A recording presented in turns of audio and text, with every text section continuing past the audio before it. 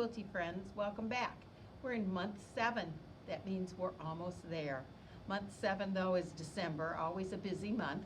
And then month 8 will be sewing the quilt together. So next month, all it is taking all your blocks and putting them together.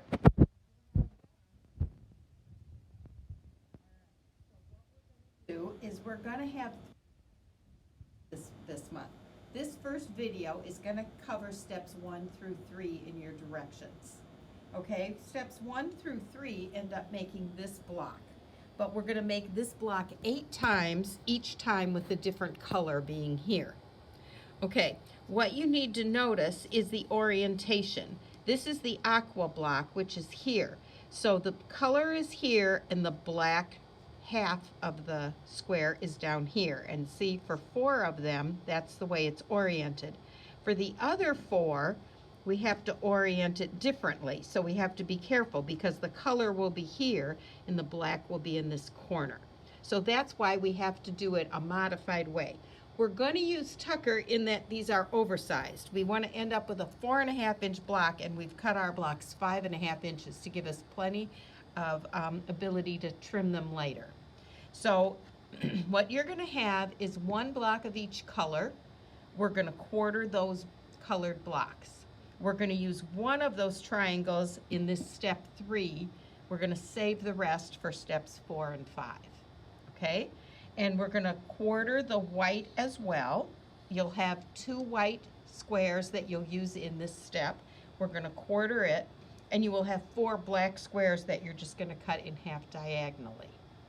If we did it the traditional way, and we did this and sewed and then cut it and cut it again, we would end up with this, which if you look, it won't orient correctly. So we'd be throwing half of them away. So that's why we're going to do it slightly traditional and slightly Tucker. Okay, so the first thing is we need to cut these blocks. Remember, the black one gets cut just in half diagonally, and you will have 4 of them in order to complete this step. So that's what we do. All right, the white ones and the color ones, we're going to quarter them. And the easiest way to do this is kind of clear the area a little bit. And I'm going to cut on the diagonal this way. And then I'm not going to touch it. I'm just going to move my ruler. And I'm going to cut on the diagonal this way. So what I end up with is a quartered block. I'm going to do the same thing with all 8 of my different color blocks. Okay, remember, you're going to do what you've been doing all along. You're going to follow our cutting directions, not the cutting directions in the pattern. Okay? Now remember, in this step, I'm only going to use 1 of these. These 3 I'm going to put away for the next step. Okay? So now I'm going to use 1 of these, but these I will use with my other colors. So you're going to end up using all of these plus 4 more of the white. Okay, but I'm just going to construct 1 block and show you how to do it.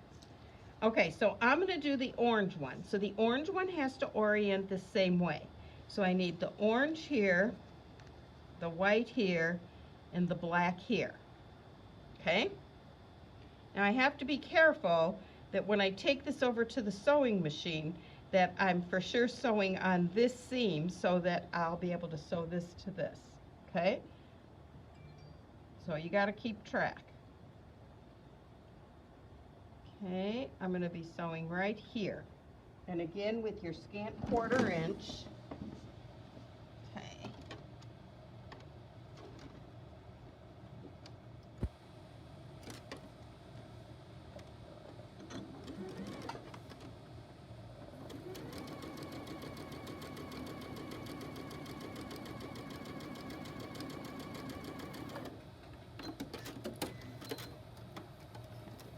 Nice and straight. And then I'm going to press this open. Because pressed open, won't create much bulk when I join it to the black. Okay. Now, the easiest way to do this is to take my black one, fold it in half, find the halfway mark, and then I can match up that halfway point to my seam. And remember, now this is going to be a little smaller because I've got a seam in it. Now I'm going to sew here. Now remember, this is on the bias. So you want to be careful that you're not pulling it all as you sew. You just want to let the sewing machine do the work. And you just want to make sure it goes straight.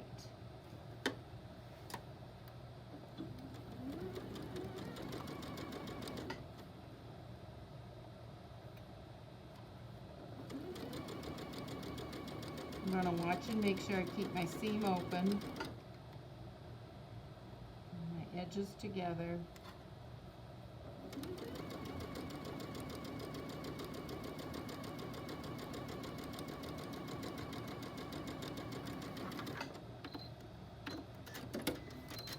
Okay. Now, at the moment, I'm going to press this seam open. When I put it into my quilt, I might change my mind and press it. Actually, I'm not going to press it open. I'll press it open to get it nice and flat. And then I'm going to press it towards the black because I get less bulk that way because of this seam.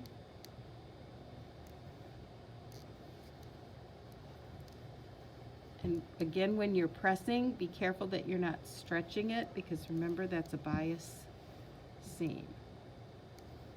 Okay, now we're going to use our Tucker trimmer. Remember, this is going to trim down to 4.5. So see, it's quite big. There's plenty to trim, making it nice and easy to work with. Okay, remember on the Tucker trimmer, I want the 4.5 line to be on this line between the black and the colors, and I want this to be right at the point.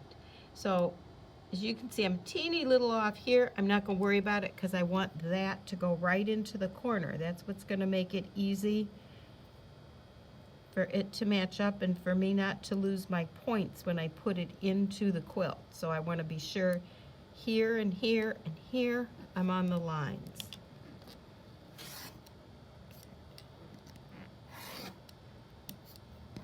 Okay, nice and straight. Turn it. Put my lines I just cut on the 4.5 inch lines on this ruler, and that should mean that this lines up as well.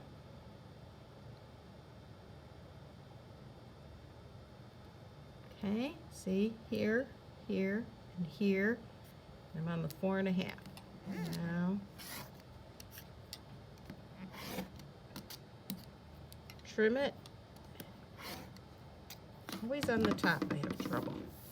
Okay, now these both orient the same way.